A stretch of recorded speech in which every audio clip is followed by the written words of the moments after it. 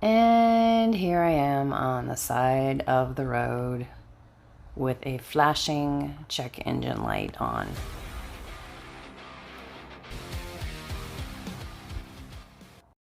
Hike your own hike, nomad your own nomad.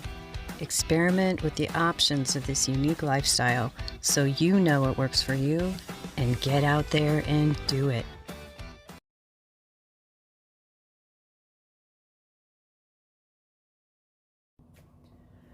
So, there I am, minding my own business.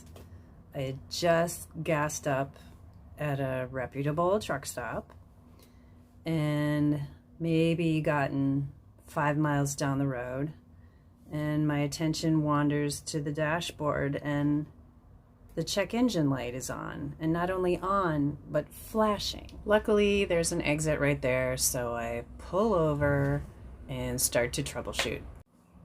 I look in my handbooks in the glove box, and there's nothing really to go on for this particular icon. So I go to the interwebs like you do, and I find this. Don't continue to drive your car. This is where reality starts to set in. I'm out in the middle of nowhere, and what's the game plan? Of course, worst case scenarios go through your mind, and that's not fun. But at a certain point, I realized, okay, I gotta reach out to my travel buddies. In nomad parlance, a travel buddy is somebody that you ask ahead of time to be that support person for you in these types of situations where something happens and you need help, maybe more moral support than anything else, to just talk you down from the ledge and go through that list of what needs to happen next. So of course a tow truck is going to have to be called. So I dig out my information for my roadside assistance, which I do have, actually more than one resource, and gave them a call. These people that answer the phone, first wave of assistance, they're usually amazing and help make the situation that much less horrible. Luckily for me, I was within a 2-hour range of the dealership where I purchased this new to me vehicle, and I literally would trust them with my life, so there's nowhere else that I would want to take it. I actually called them first, and while they were more than willing to help me, they let me know that appointments were a week out, so to have that expectation of timing. There was some, I guess we'll call it, miscommunication with the first tow truck company that delayed the second one getting there by about 3 hours.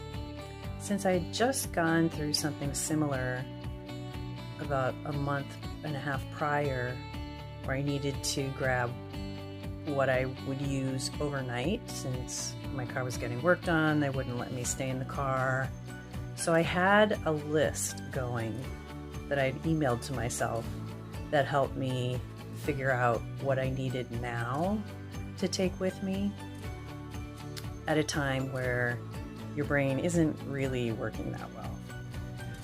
Eventually, Steve did call to confirm that he would be arriving in about an hour and a half, and about 3 hours later, safely delivered me and my vehicle to the gates of the dealership. It was also my great fortune to be assisted by a fellow nomad who just happened to be planning their first night practice sleeping in their vehicle. So I was honored to join her at the gates of the dealership.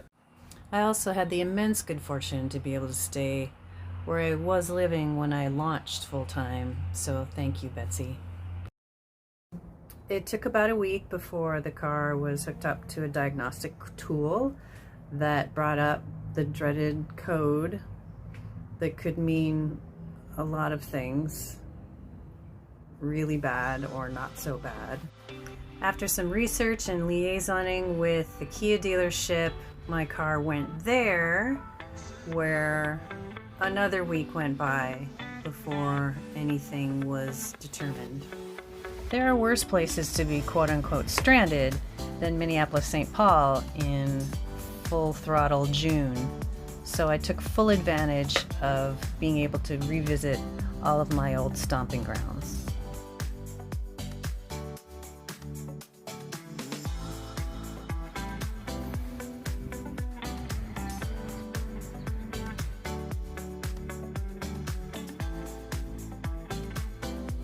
While I was out and about playing tourist, I was in daily contact with Nick, who was trying to reassure me that eventually the car would get hooked up to diagnostic and we would know for sure what was going on, if the engine needed to be replaced, and Kia would cover it, and they would also cover 85% of a loaner car.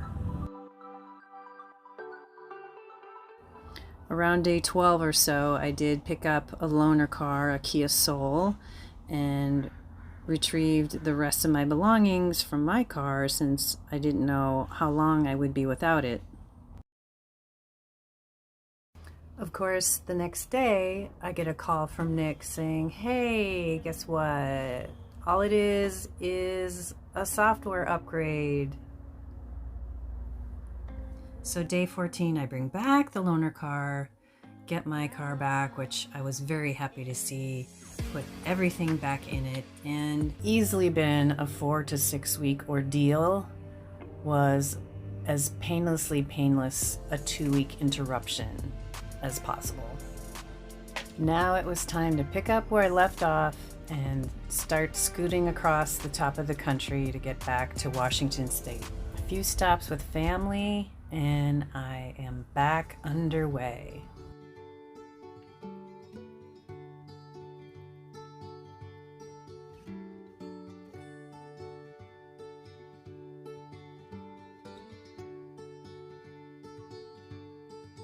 This is an easy what I know list.